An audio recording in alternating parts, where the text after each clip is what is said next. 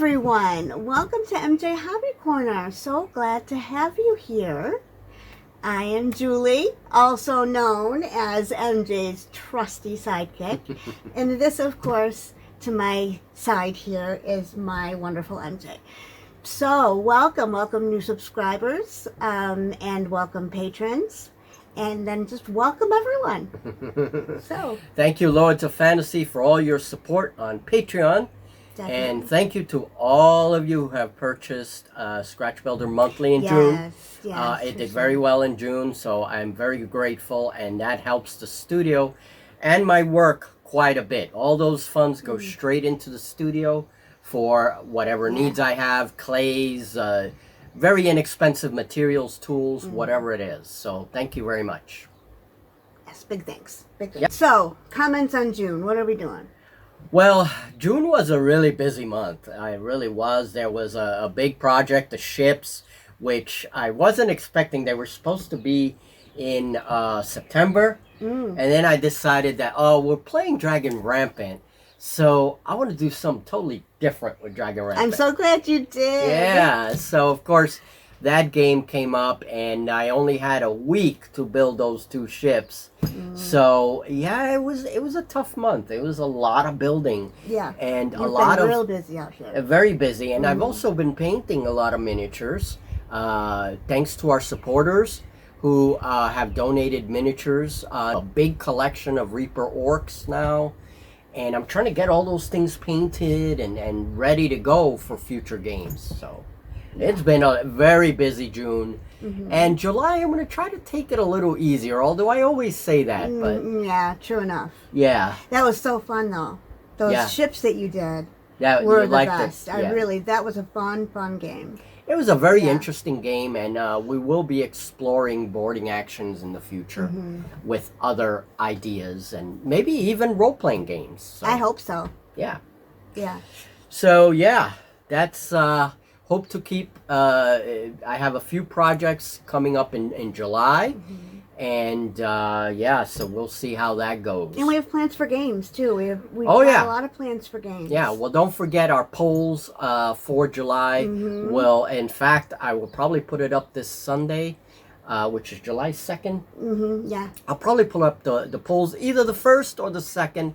So if you see the game polls, please vote on them, even if it's a game you're not too familiar with, but if it sounds interesting, vote on it. We had a tremendous amount of votes. We did. We had a great turnout last month. Yeah, it was a lot of votes. 70 something votes. Yeah, it was great. So thank you guys, everyone that voted. It's really it makes it so much fun for us. it makes it fun, and it also gives us an opportunity to kind of film what you guys want to see. Yeah. Even if we change our games a little bit, maybe it's not what you expect, but still, it gives us an idea of what people want to see, So, yeah, definitely vote for the games that we put out, and it's a lot of fun to see what games actually make it to first place for the month. Yeah. So. And sometimes we're really surprised by the games that win. Yeah.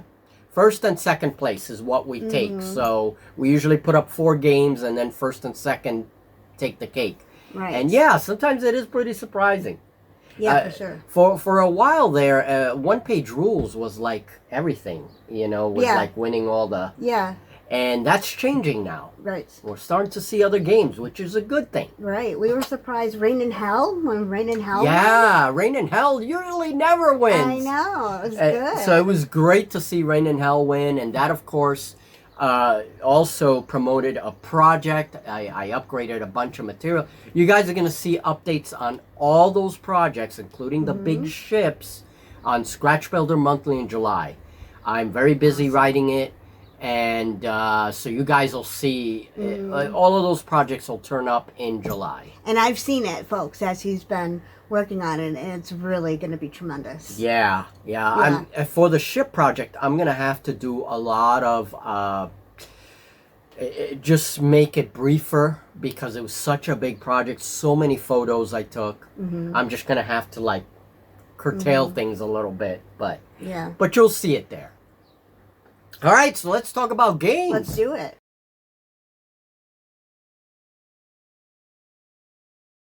Yeah. There it would. Veritwood. Yes. Veritwood is a skirmish horror game of cultists that are fighting each other for supremacy and for their gods. And you can make up your gods, and Julie and I both have our own little cabals. Now, you can play this game co-op, you can play it solo, you can play it two-player, one-shot campaign.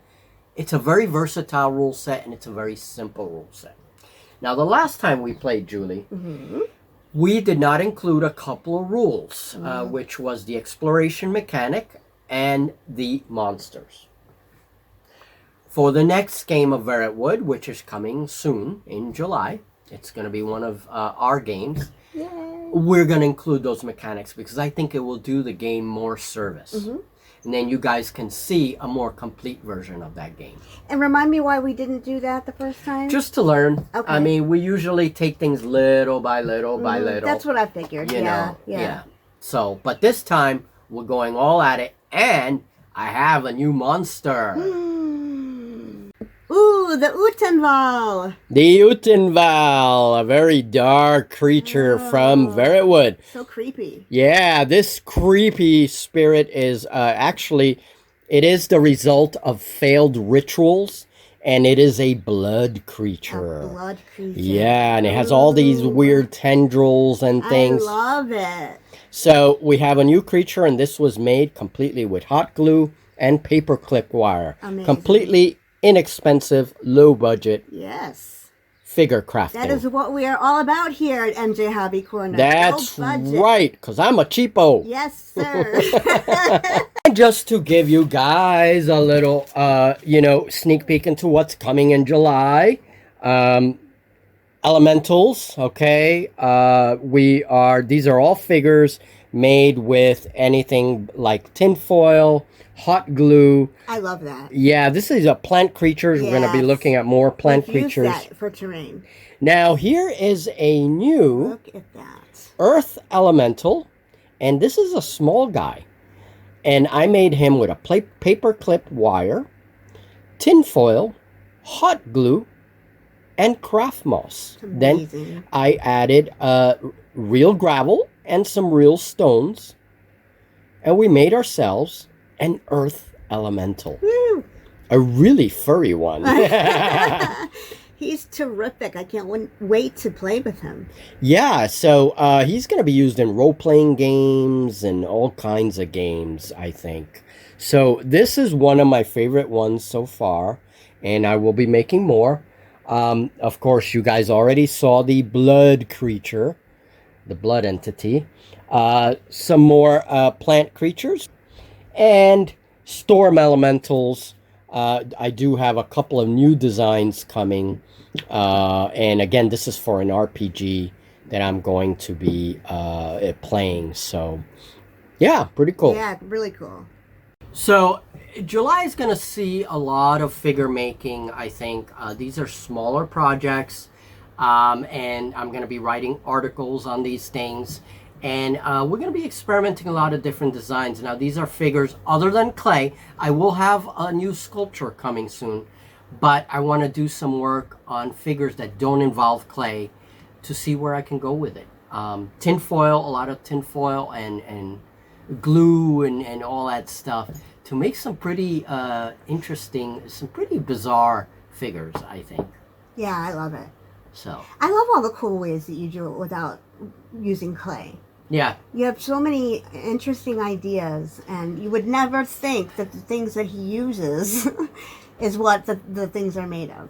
Yeah, I think for a role-playing especially, it's great because sometimes you just need that custom monster, and you just want your players to have a visual. Mm-hmm. You know? In role-playing games, I think it's really important, especially for people like me, because I can't visualize it on my own. I don't know why. But when someone tells me something Right. and describes something to me, I have trouble envisioning it. But when I see something like that, when I see a model or a terrain or a scene or whatever, it helps. It helps a lot.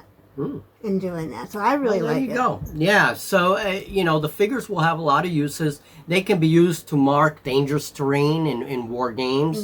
So if I just want to have one of those plant creatures there in one of the forests, it could be that if you come close to that forest, it attacks you, so it's dangerous terrain. It could be a summoned creature in a war game, Yeah, we've done that a lot. yeah, any number of things. So, yeah, it is very much a part of my hobby.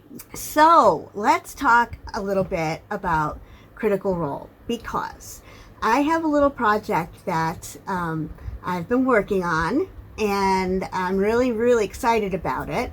And it has to do with Critical Role. Now, Critical Role is, I'm sure a lot of you have heard of it, but for those of you who don't know, it's a channel on YouTube. They're bigger than that, but to break it down as basic as I can. They're a role-playing game, a D&D. They're D&D. They play D&D on YouTube. And I think they are terrific. I love it. I fell in love with role-playing because of them.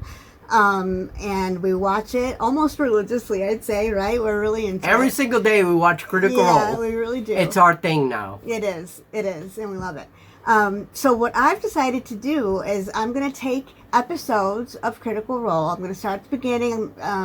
In this one, I'm doing Campaign 3 for this right now. I'm going to be focusing on Campaign 3. So we'll start at the beginning, and I'm going to go through each episode and describe it to you, and then give you my opinions and thoughts and what I think about it throughout and so forth. So that's my news. I'm working on it. Hopefully it'll be out soon. It's a struggle sometimes, but it's something that I'm really excited about and having fun doing. And any of you that want to support Julie and encourage her on with this new endeavor, she's a relatively new gamer. She's experienced now, but she is a new role player. Yes. And any encouragement as she attempts this new series will definitely I'd be appreciate appreciated. Yeah, sure, Yeah. it would. And I mean, we can hear some really awesome stuff about like Laudna and Imogen and all the characters. I can't wait. That we know and Estros. love. I can't wait to talk about Lord Estros. Oh, Papa Estros. Oh, my love gosh. Estros. Oh, man, yeah. So I'm Very good. Almost getting to him right now on what I'm doing, but that first episode is what I'm focusing on, and he comes in at the very end of the first episode. So it's not until really the second episode that I get to talk a lot about him. And we will be sure, in case anyone hasn't seen Critical Role and you want to go see it, oh yeah, we will be sure to put spoiler alert. Yes. This way, just in case. Just in case, yeah. People will know that there are spoilers. Right. We'll make sure that is done. All right. Now, speaking of Critical Role, I just downloaded the quick start to the new Critical Role game, Candela Obscura. Oh, yeah. And we will be watching their content on Candela Obscura. And I'm not sure yet how we're going to incorporate it, if it's going to be a one-shot or I'm going to do...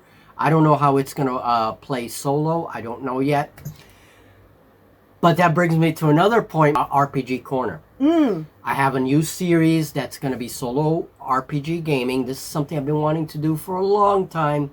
Haven't been able to do it. Finally, I'm getting to do it. We're going to put some stuff aside to be able to do that. And I'm still working on the series. So it's going to be a little while, but it's coming. It's going to be solo RPG using oracles. And it's usually just one-shot deals. Okay? I will also do RPG reviews, pretty much like my spotlights. So that's the new series that's coming, and actually I'm going to start building next week for those RPGs. That's why I'm doing a lot of these figures too. Awesome. Yeah.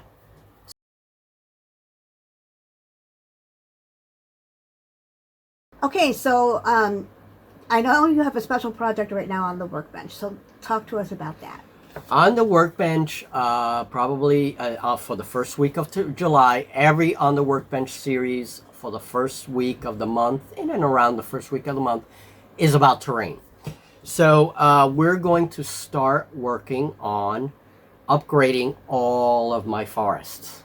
That was, since the big cleanup for this year, right, that occurred last spring. A lot of terrain has been labeled for upgrading, for recycling, for culling.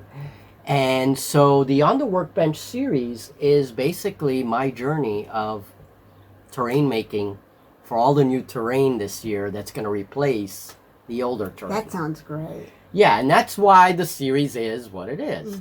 So for this episode that's coming, we're going to talk about trees. Now, I have 6 different ways of making my trees.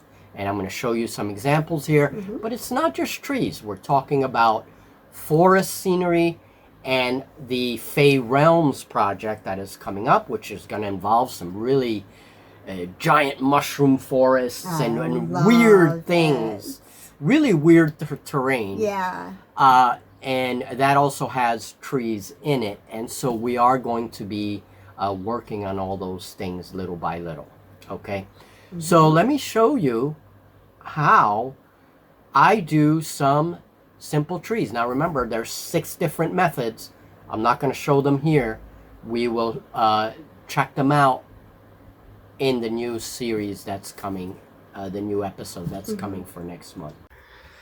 And so to make smaller shrubs as scatter terrain, I use my barbecue sticks like this. And if my sticks are too thin, sometimes I double them up and then hot glue them to this soft, crumbly white foam. And make sure that this foam is nice and irregular. I just kind of pick at it with my fingers, and that establishes the armature for the trees. Okay, so what if we want to really customize our fantasy settings? Like have fey forests or blighted woods or maybe a mangrove swamp or a jungle. Tinfoil has always been an important part in my tree design, but this year I am working on a variety of ways to make trees and upgrade existing ones. For Verret wood, here are some new creepy trees. Now these are not finished, and these have their own little method for making them. I hope you like these, Julie. I love them. Now we're gonna make these nice and dark and creepy. Yeah. And episode brought to you by Creepy Trees. Creepy Trees, Love the yeah. creepy trees. And so these trees, I will show how I made this. This is a new method that I'm using, and this will also be used in other games. Next. I love this. You like this one? Yes. Now, this is an interesting way of making trees, and this is for larger, special centerpieces. This is not finished. This tree is going to have a lot of mushrooms and growths on it, and maybe some vines. So this is a jungle tree. Oh, that's awesome. And we are going, and it may make its way into the Fey realm as well. I absolutely love Okay. that one. And this one's my favorite, though. Yeah, the blighted tree. Yeah. Now, this is a project that I just started, and we will be talking about this technique as well. And this is a blighted, almost mangrove-looking tree. Okay, so we will be. That one. Yeah, and here is. And also, I mean, I love them all. Who am I kidding? But here is the little terrain piece that how I did this. This is super easy. You guys will laugh and say, crap, this is super easy. All right? No, seriously. It is pretty easy to make. And I made this just yesterday afternoon. Yeah. Like in 1 hour. Not even. An afternoon's work. Not so even an afternoon. It looks pretty good with my paper mache rocks as well. For sure. I love that too. They're all awesome. Paper mache rocks. Paper mache trees. These little ones down there. Yep, and we have some from the burning the fuzzy sticks, and we also have trees with hot glue. These are very, very old. Okay, so we're going to be discussing all of those methods in the next On the Workbench, because I need a lot of forest terrain. We use a lot. Yes, and we have a new jungle terrain, jungle setup that's coming as well. So.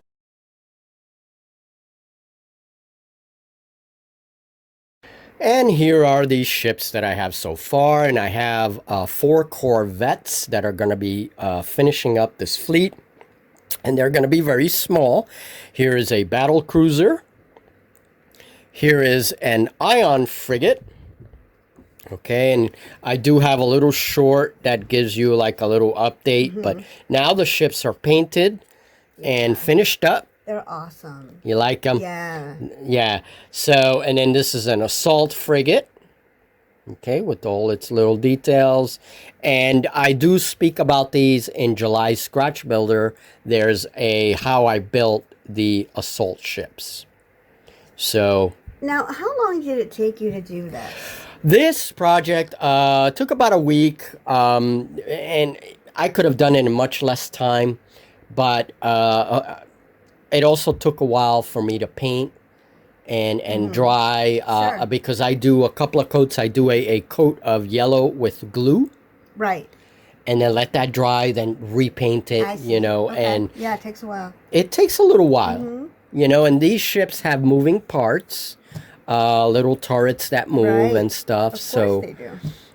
yeah, and then I have 4 corvettes that are not I'm not showing here, Right. that are in the process of being built.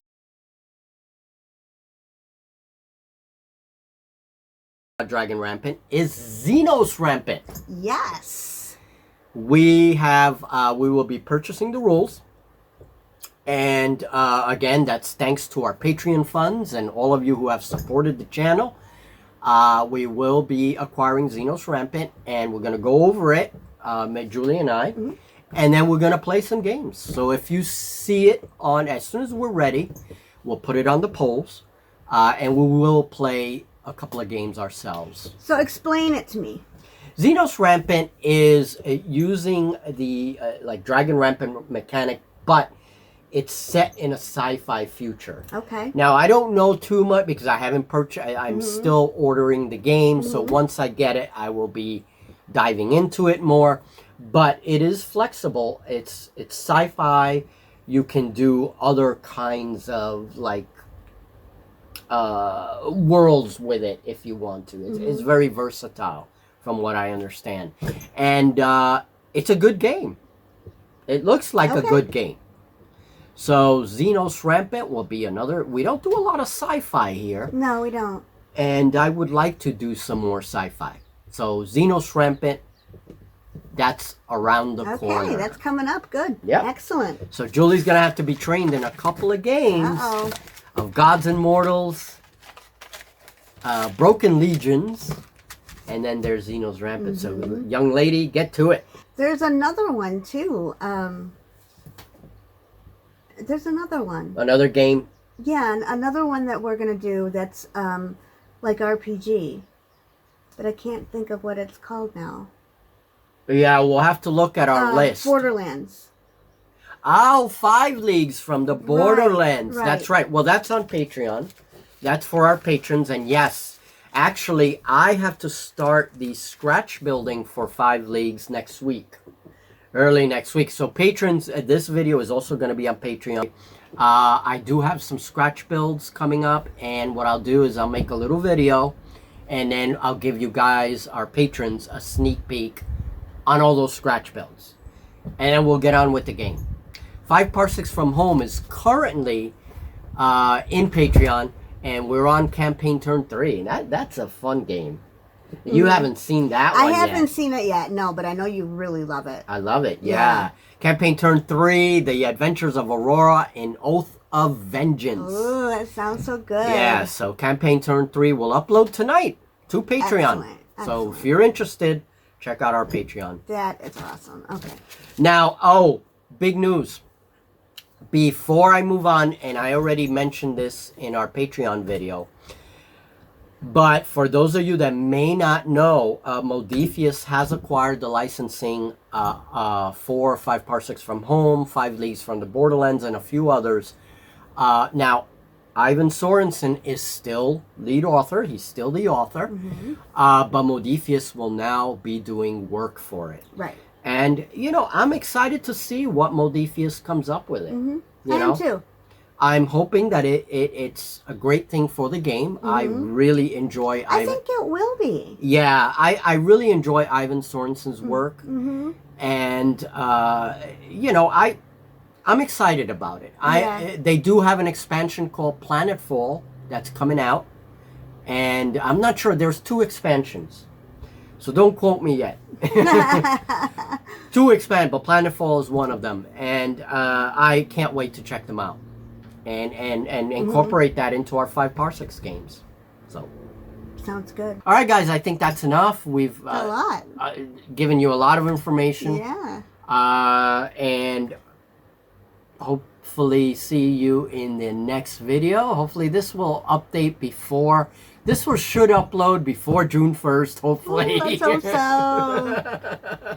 And it's warm here today, so I might go jump in the pool. That's right, pool day. Absolutely. Pool day for sure. We've been waiting for one. It's about time. Gosh, yeah. We've had horrible weather here. Just yeah, not the best. Not the best. All right, folks, thank you so much for your support. Thank you, Lords of Fantasy, as always, for being supportive. Beef Supreme, shout out to you. Beef Supreme, absolutely. Shout out Mark Bloom, Ken of the West, and of course Maurice. All of you have been with the channel for quite some time, and thank you very much for your support. Well, you know what, also, let's pop this in at the end. We are over 1,600 subscribers now. Thank you guys so much. So exciting. That's right. We're climbing. We're climbing. Little by little. Thanks to you guys. So thank you very much for that. All right, folks. We'll see you very soon. I got to get busy. I have a lot of editing and a lot of writing. These next few days just going to be writing. So okay. I'll announce when July edition of Scratch Builder comes out. Thank you very much. Take care. Bye now. Take care.